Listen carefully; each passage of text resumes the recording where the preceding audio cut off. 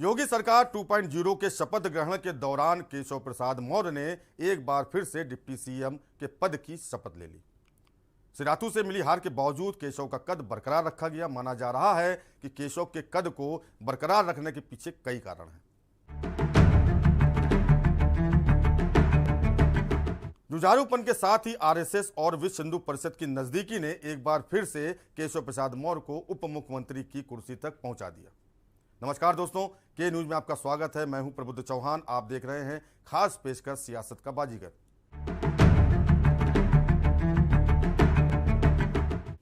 सिराथू से मिली शिकस्त के बाद केशव को लेकर कई सवाल खड़े हो रहे थे। हालांकि राजनीतिक जानकार उस दौरान भी यही मान रहे थे कि केशव बीजेपी की जरूरत है और उन्हें संतुष्ट रखने का प्रयास जरूर किया जाएगा। वहीं विधानसभा चुनाव 2022 से पहले केशव ने श्री कृष्ण जन्मभूमि को लेकर जो बयान दिया, उसने उनकी जरूरत को और भी मजबूत कर दिया। चुनाव के दौरान केशव के कई बयान खासा चर्चाओं में रहे। इन बयानों ने ही कई सीटों पर एकाएक बीजेपी के पक्ष में माहौल बना दिया। वहीं परिणाम आने के बाद बीजेपी के पोस्टरों में जिस तरह से केशव को तवज्जो दी गई, उससे भी साफ हो गया था कि उन्हें सरकार में बड़ी जिम्मेदारी मिलेगी। पोस्टरों पर गौर किया जाए तो पीएम मोदी, सीएम योगी के साथ पोस्टर में केशव को जगह दी गई थी। 2017 में मैं आप सबको अपील करने के लिए आया हूं। उत्तर प्रदेश से सपा और बसपा को उखाड़ फेंकने के लिए आप सबसे अपील है कि पश्चिम उत्तर प्रदेश में इस बार सपा बसपा का खाता नहीं खुलना चाहिए। इसके लिए तैयार हैं। केशव प्रसाद के नेतृत्व पर मोहर तो बीते विधानसभा चुनाव 2017 में ही लग गई थी। उस दौरान प्रदेश अध्यक्ष रहते हुए सर्वश्रेष्ठ प्रदर्शन के दम पर ही उन्होंने बीजेपी की झोली में 300 से ज्यादा सीटें दिलाई थी। इसके बाद उन्हें डिप्टी सीएम का पद दिया गया था। मैं केशव प्रसाद मौर्य ईश्वर की शपथ लेता हूं। यूपी चुनाव 2022 में माना जा रहा था कि जीत के बाद केशव का कद और बढ़ेगा। हालांकि सिराथू से मिली हार ने इन कयासों पर विराम लगा दिया था। केशव प्रसाद मौर्य प्रदेश में पिछड़ी जाति का बड़ा चेहरा है। इसी लिहाज से उन्हें दोबारा यह बड़ी जिम्मेदारी सौंपी गई है। पार्टी नेतृत्व को आज भी केशव पर उतना ही भरोसा है। मैं केशव प्रसाद मौर्य ईश्वर की शपथ लेता हूं कि मैं विधि द्वारा स्थापित भारत के संविधान के प्रति सच्ची श्रद्धा और निष्ठा रखूंगा। मैं भारत की प्रभुता और अखंडता अक्षुण्ण रखूंगा। मैं उत्तर प्रदेश राज्य के उप मुख्यमंत्री के रूप में अपने कर्तव्यों का श्रद्धा पूर्वक और शुद्ध अंतःकरण से निर्वहन करूंगा। केशव प्रसाद को वर्ष 2014 में हुए लोकसभा चुनाव के दौरान विश्व हिंदू परिषद के अध्यक्ष रहे अशोक सिंघल की संस्तुति पर फूलपुर से प्रत्याशी बनाया गया था। केशव ने यहाँ पहली बार पूर्व पीएम जवाहरलाल नेहरू की संसदीय सीट पर कमल खिलाने का काम किया। जिस सिराथू सीट से उन्हें 2022 के चुनाव में हार मिली है, वहाँ भी उन्होंने 2012 में कमल खिलाने का काम किया था।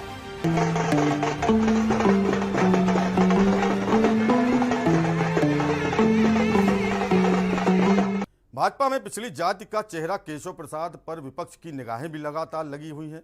कई बार विपक्ष केशव को अपनी पार्टी में आने के लिए आमंत्रण सार्वजनिक मंचों से दे चुका है, जिसके बाद कयास तो ये भी लगाए जा रहे थे कि 2022 में अगर उन्हें कोई तरजीह नहीं मिलती है तो वो स्वामी प्रसाद मौर्य की तरह ही विपक्ष के खेमे में जा सकते हैं।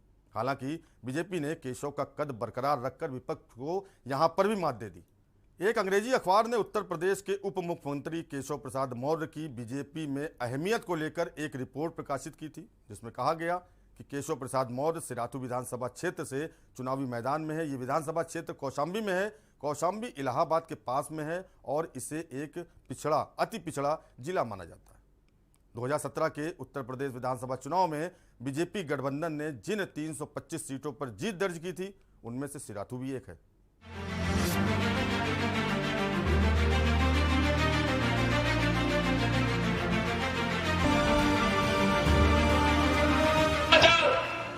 और गरीबी, इसमें से क्या चाहे तो भ्रष्टाचार रहेगा तो गरीबी नहीं मिट सकती, और भ्रष्टाचार खत्म हो जाएगा तो गरीबी नहीं रह सकती। ये दोनों बातें ध्यान में रखना। इससे भ्रष्टाचार को खत्म करना है तो कमल का बटन दबाने का काम करना है। हमारे भविष्य, बच्चों के भविष्य उज्जवल हो, अगर यह आप चाहते हैं तो कमल के फूल की बटन दबाने का काम करना पड़ेगा।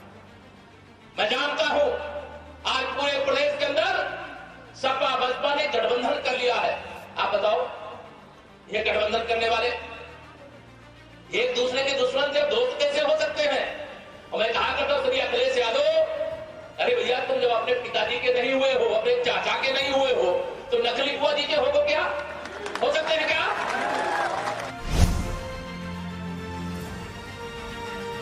स्वामी प्रसाद मौर्य और दारा सिंह चौहान के बीजेपी छोड़ने के बाद केशव प्रसाद मौर्य की पार्टी में ओबीसी पहचान की प्रासंगिकता को प्राथमिकता के आधार पर रेखांकित किया जा रहा है।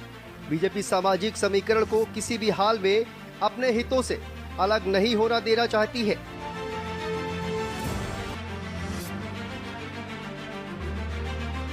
सोलह जनवरी को पप्पू पटेल ने सिराथू से अपनी जीत के लिए केशव प्रसाद मौर्य को श्रेय दिया था।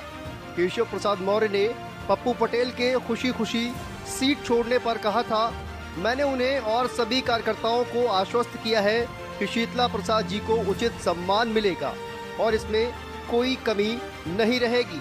मैं उनके समर्पण और पार्टी के प्रति सेवा भाव के लिए धन्यवाद देता हूं।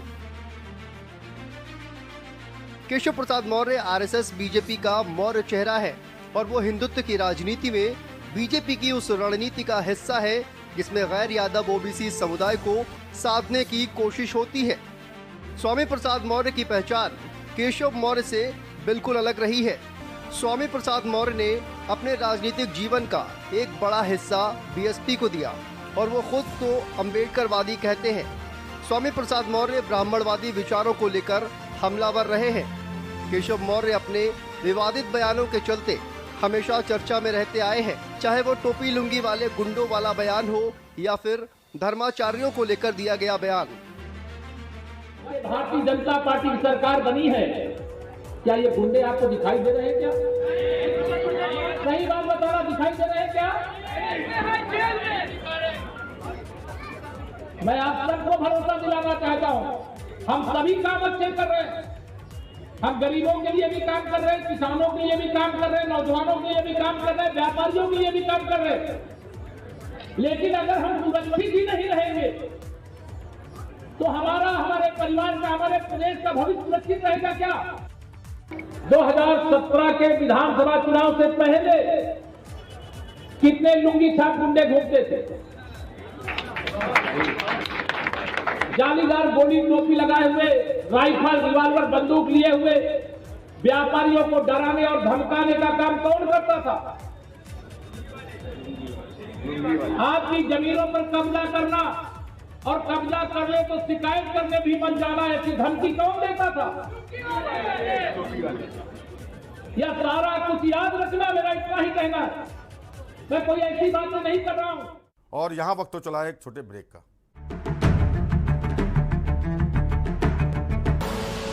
आप देख रहे हैं के न्यूज, खबरों का सारथी। पर ये दिल है कि चख रहा है उन्हीं अल्फाजों का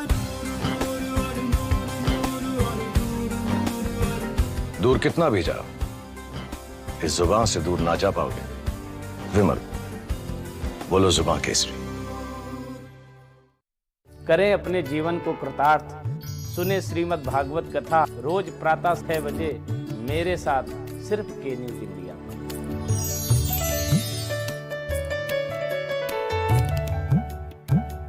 सड़क से संसद तक होगा चिंतन, मैं करूंगा राजनीति का समुद्र मंथन। बात गांव की पंचायत से लेकर देश की सियासत तक मैं लेकर जाऊंगा आपको हर मुद्दों की तक।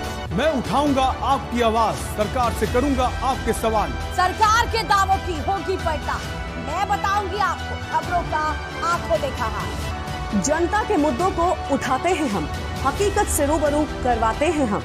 मैं करूंगी सबके हक और हुकूक की बात, खोलूंगी सियासत के नए नए राज। आपकी कसौटी पर उतरेंगे खरे, हम हैं खबरों के सारथी। आप देख रहे हैं के न्यूज, खबरों का सारथी। आप देख रहे हैं के न्यूज, खबरों का सारथी।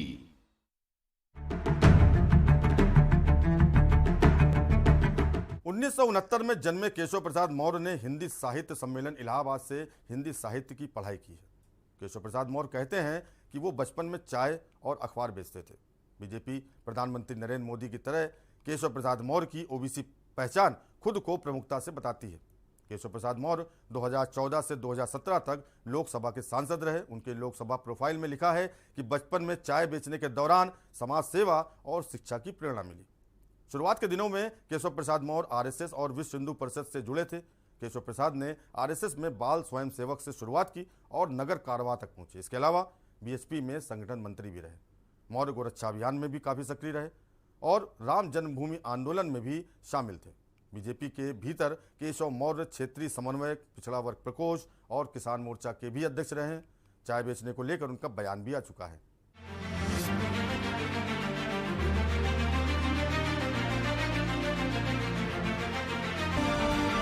को लगता है कि अब मेरे दिन अच्छे वापस आ गए। नौजवान को लगता है भ्रष्टाचार मुक्त मुझे नौकरियां मिल जाएंगी।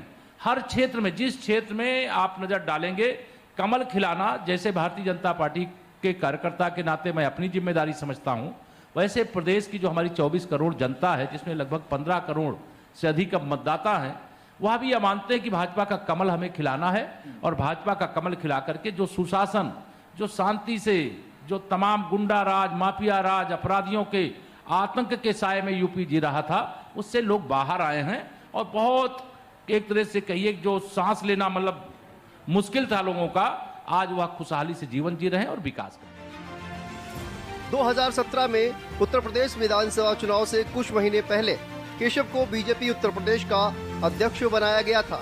तब मौर्य फूलपुर से लोकसभा सांसद भी थे। मौर्य को बीजेपी की कमान सौंपने के पीछे बीजेपी का एजेंडा गैर यादव ओबीसी वोटरों को आकर्षित करना था। केशव प्रसाद मौर्य की जाति पूरे उत्तर प्रदेश में है। इस जाति की पहचान अलग अलग नामों से है, जैसे मौर्य, मोराओं, कुशवाहा, शाक्य, कोयरी, काछी और सैनी। ये सभी मिलाकर उत्तर प्रदेश की कुल आबादी में 8.5% है। सब लोगों से अपील करने के लिए यहाँ खड़ा हूँ। सपा के बारे में आप जान गए हैं, बसपा के बारे में आप जान गए। लगातार सपा बसपा की सरकारों ने उत्तर प्रदेश को लूटने का काम किया। विकास का काम इस शासन में ठप रहा। और यह जो पश्चिम उत्तर प्रदेश है, यहाँ मुजफ्फरनगर का दंगा कोई भूला नहीं है। मैं आप सब लोगों को यह विश्वास दिलाना चाहता हूँ, चाहे मुजफ्फरनगर का दंगा हो, चाहे कैराना जैसी घटना हो, भारतीय जनता पार्टी की सरकार आने के बाद न कैराना की घटना करने वाले गुंडे बचेंगे, न मुजफ्फरनगर के दंगे की शुरुआत करके सताने वाले कानून की नजर से बच पाएंगे। आप सबको यह विश्वास दिलाता हुआ, उत्तर प्रदेश के इस पश्चिमी क्षेत्र में भारतीय जनता पार्टी के कार्यकर्ताओं के खिलाफ बड़ी संख्या में फर्जी मुकदमे लिखे गए, जनता के खिलाफ फर्जी मुकदमे लिखे गए। मैं आप सबको आज यहां पर यह विश्वास दिलाना चाहता हूं, यह फर्जी मुकदमे लिखने का काम कर रहे थे। 2017 में आपके आशीर्वाद से उत्तर प्रदेश में भारतीय जनता पार्टी की सरकार बनेगी। ये फर्जी मुकदमे लिखे थे, लेकिन जब असली मुकदमे लिखे जाएंगे तो आधी समाजवादी पार्टी जेल के अंदर नजर आएगी। मैं आप सबको, यह किसानों का क्षेत्र है, यह किसानों का क्षेत्र है। यहाँ का गन्ना किसान भुगतान के लिए परेशान है, लेकिन बगल में हरियाणा है, हरियाणा में हमारी सरकार है।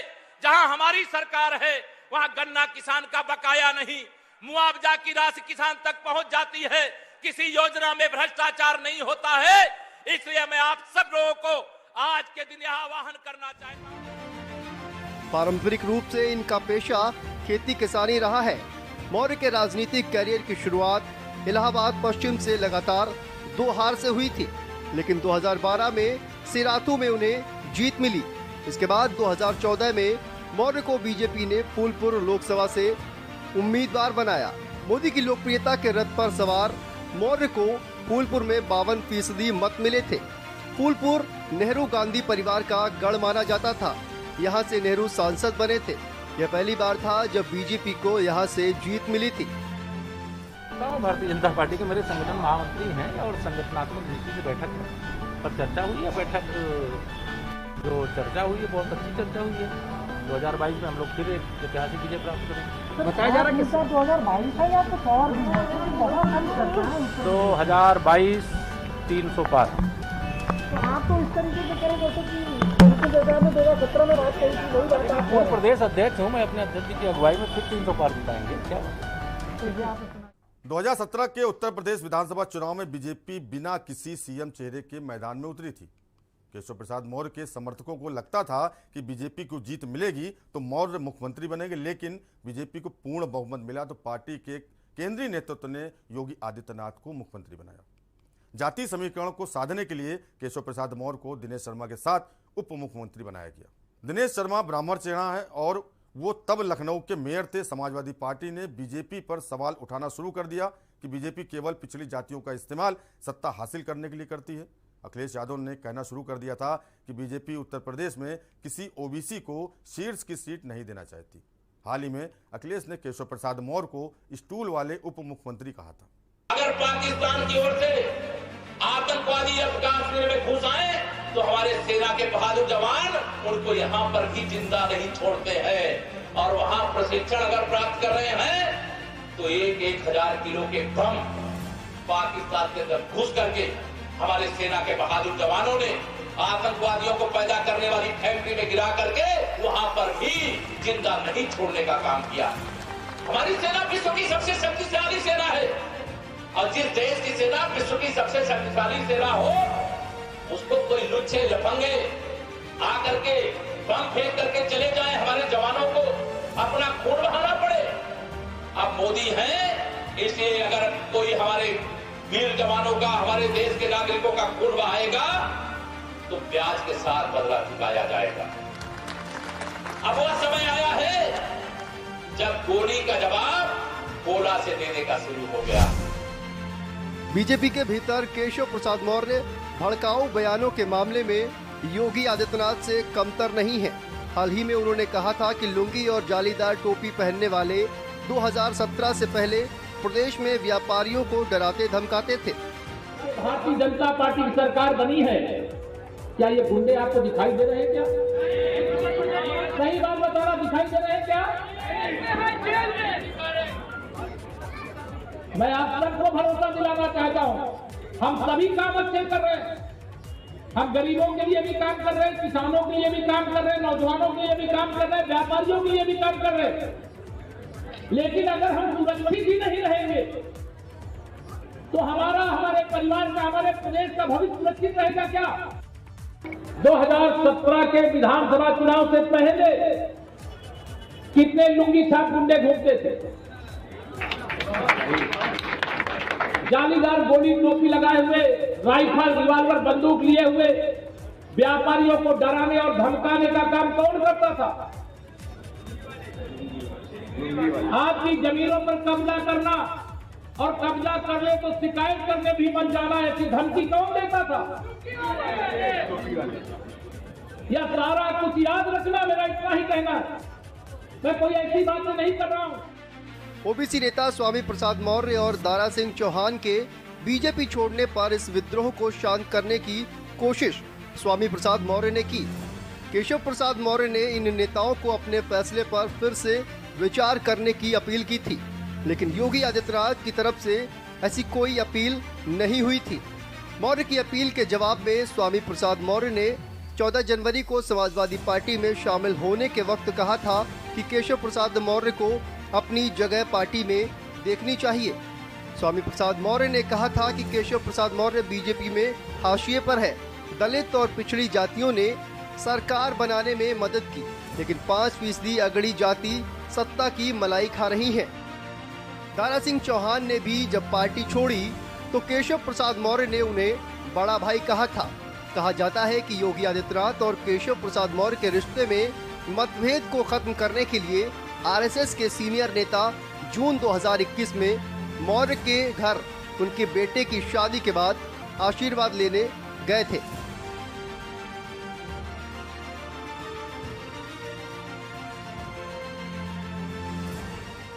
और यहां रुकेंगे एक छोटे ब्रेक के लिए।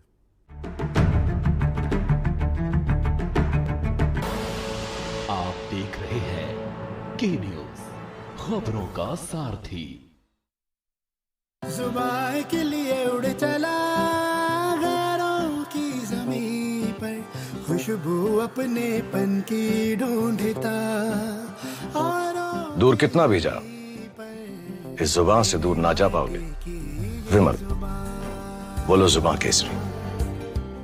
सड़क से संसद तक होगा चिंतन, मैं करूंगा राजनीति का समुद्र मंथन। बात गांव की पंचायत से लेकर देश की सियासत तक मैं लेकर जाऊंगा आपको हर मुद्दों की तक। मैं उठाऊंगा आपकी आवाज, सरकार से करूंगा आपके सवाल। सरकार के दावों की होगी पलटा, मैं बताऊंगी आपको खबरों का आंखों देखा हाल। जनता के मुद्दों को उठाते हैं हम, हकीकत से रूबरू करवाते हैं हम। मैं करूंगी सबके हक और हुकूक की बात, खोलूंगी सियासत के नए नए राज। आपकी कसौटी पर उतरेंगे खरे, हम हैं खबरों के सारथी। आप देख रहे हैं के न्यूज, खबरों का सारथी। आप देख रहे हैं के न्यूज, खबरों का सारथी।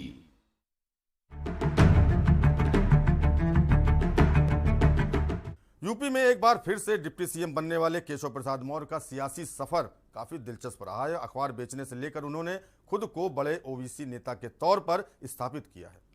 यूपी चुनाव में सिराथू सीट से हारने के बाद उनके भविष्य को लेकर कई तरह की अटकलें लगाई जा रही थी, लेकिन आला कमान ने एक बार फिर से उन पर भरोसा जताया और उन्हें उप मुख्यमंत्री पद को संभालने की जिम्मेदारी दी। केशव प्रसाद मौर्य का सियासी सफर बेहद दिलचस्प रहा है। उन्होंने अखबार बेचने से शुरुआत की और फिर बीजेपी के कद्दावर ओबीसी नेता के तौर पर खुद को स्थापित किया। केशव प्रसाद मौर्य का जन्म 7 मई 1969 को यूपी के सिराथू में हुआ था। उनके पिता का नाम श्यामलाल मौर्य और मां का नाम धनवती था। केशव प्रसाद ने इलाहाबाद से हिंदी साहित्य में ग्रेजुएशन किया। राजनीति में आने से पहले उनका शुरुआती जीवन काफ़ी संघर्षों से भरा रहा। एक वक्त ऐसा भी था जब उन्हें अपना जीवन यापन करने के लिए अखबार और चाय बेचने का काम करना पड़ा। केशव प्रसाद मौर्य की पत्नी का नाम राजकुमारी देवी और उनके 2 बच्चे हैं। यूपी की राजनीति में भले ही केशव मौर्य को पिछले 1 दशक से पहचान मिली हो, लेकिन उनकी शुरुआत बहुत पहले हो गई थी। केशव प्रसाद मौर्य ने बजरंग दल से अपनी शुरुआत की थी, जिसके बाद वो आरएसएस के संपर्क में आए।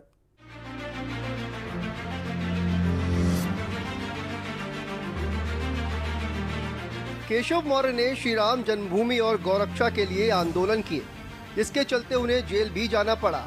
इसी दौरान वो अशोक सिंघल के करीब आए और फिर उनकी राजनीति में एंट्री हुई।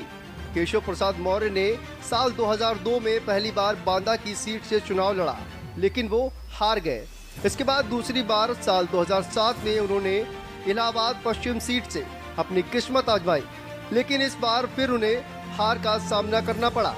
2012 के विधानसभा चुनाव में सिराथू सीट से जीतकर वो पहली बार यूपी विधानसभा पहुंचे। साल 2014 के लोकसभा चुनाव में केशव प्रसाद मौर्य ने इलाहाबाद की फूलपुर सीट से जीत दर्ज की और लोकसभा पहुंच गए। इसके बाद तो उन्होंने यूपी में बीजेपी के बड़े ओबीसी नेता के तौर पर अपनी पहचान बना ली। साल 2017 के विधानसभा चुनाव से पहले उन्हें यूपी बीजेपी प्रदेश अध्यक्ष बनाया गया और पार्टी ने यूपी में बड़ी जीत हासिल की। इसके बाद वो बीजेपी हाईकमान के भरोसेमंद नेताओं की लिस्ट में शुमार हो गए। 2017 में वो सीएम पद की रेस में सबसे आगे चल रहे थे, लेकिन बीजेपी ने योगी आदित्यनाथ को मौका दिया और केशव प्रसाद मौर्य को डिप्टी सीएम बनाया गया। 2022 में उन्हें सिराथू सीट से हार का सामना करना पड़ा। बावजूद इसके बीजेपी में उनका कद कम नहीं हुआ और पार्टी ने फिर से उन्हें योगी 2.0 में डिप्टी सीएम बनाया है। उत्तर प्रदेश राज्य के उप मुख्यमंत्री के रूप में मेरे विचार के लिए लाया जाएगा अथवा मुझे ज्ञात होगा, उसे किसी व्यक्ति या व्यक्तियों को तब के सिवाय जबकि ऐसे उप मुख्यमंत्री के रूप में अपने कर्तव्यों के सम्यक निर्वहन के लिए ऐसा करना अपेक्षित हो, मैं प्रत्यक्ष अथवा अप्रत्यक्ष रूप से संसूचित या प्रकट नहीं करूंगा। केशव प्रसाद मौर्य का जन्म कौशाम्बी जनपद के सिराथू में मौर्य परिवार में हुआ। अपने माता पिता के साथ कृषि कार्यों में वे हाथ बटाते हुए उन्होंने चाय की दुकान भी चलाई और समाचार पत्र का विक्रय किया। केशव प्रसाद के राजनीतिक जीवन की शुरुआत इलाहाबाद पश्चिमी विधानसभा सीट से हुई, जब वो 2002 में स्थानीय माफिया अतीक अहमद के खिलाफ भाजपा उम्मीदवार के तौर पर चुनाव लड़े। यद्यपि 7,000 मत पाकर चौथे स्थान पर रहे। उसके बाद वर्ष 2007 का उत्तर प्रदेश विधानसभा चुनाव उसी सीट से लड़ा, लेकिन सफलता नहीं मिली। फिर 2012 के उत्तर प्रदेश विधानसभा चुनाव में अपने गृह क्षेत्र सिराथू से पहली बार विधायक चुने गए।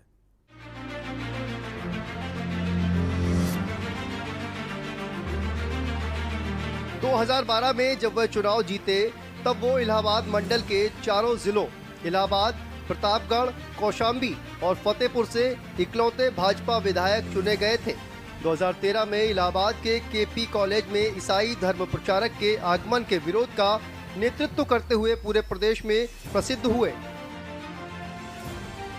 फिर वर्ष 2014 के लोकसभा चुनाव में भाजपा ने उन्हें फूलपुर लोकसभा सीट से उम्मीदवार बनाया और वह 3 लाख से अधिक वोटों से अपने निकटतम प्रतिद्वंदी समाजवादी पार्टी के पूर्व सांसद धर्मराज सिंह पटेल को पराजित करके संसद पहुंचे। अप्रैल 2016 में उन्हें भाजपा का प्रदेश अध्यक्ष बनाया गया। उनके ही नेतृत्व में भाजपा ने 2017 के उत्तर प्रदेश विधानसभा में ऐतिहासिक जीत दर्ज की। चुनाव परिणाम आने के बाद उन्हें मुख्यमंत्री पद का प्रबल दावेदार माना जा रहा था, लेकिन उन्हें उप मुख्यमंत्री बनाया गया। केशव प्रसाद मौर्य भाजपा की प्रदेश इकाई के पिछड़े वर्ग के सबसे बड़े नेता के तौर पर जाने जाते हैं।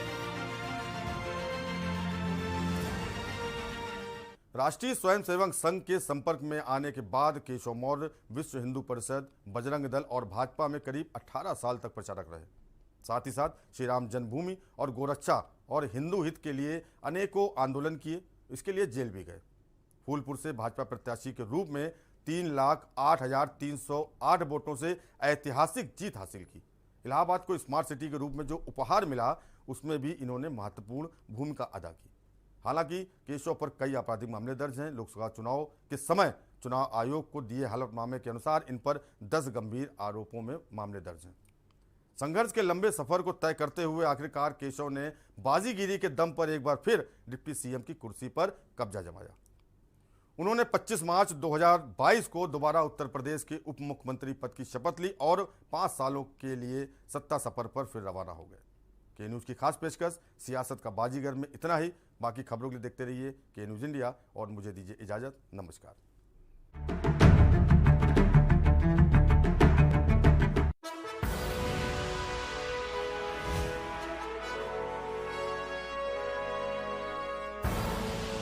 आप देख रहे हैं के न्यूज़, खबरों का सारथी। छत्तीसगढ़ मॉडल।